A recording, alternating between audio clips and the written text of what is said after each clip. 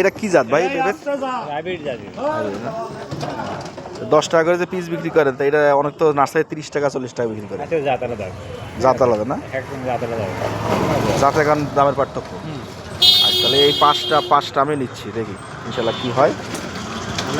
দোকান দেখি। লাউ সারা আছে না? লাউ সারাগুলো কত করে? 10 টাকা। সবজিগুলো সব 10 টাকা। 10 টাকা সবজিগুলো সব 10 টাকা। মরিচ 10 টাকা। মরিচ আছে, হ্যাঁ ঠিক আছে। টমেটো আছে। গোলাপ কত করে? গোলাপ আছে 3 রকম, ঠিক আছে। এগুলো আছে বিদেশি, আর এগুলো আছে দেশি। এগুলো আছে 140 টাকা একটা পিস। হ্যাঁ, আর এগুলো আছে 30 টাকা।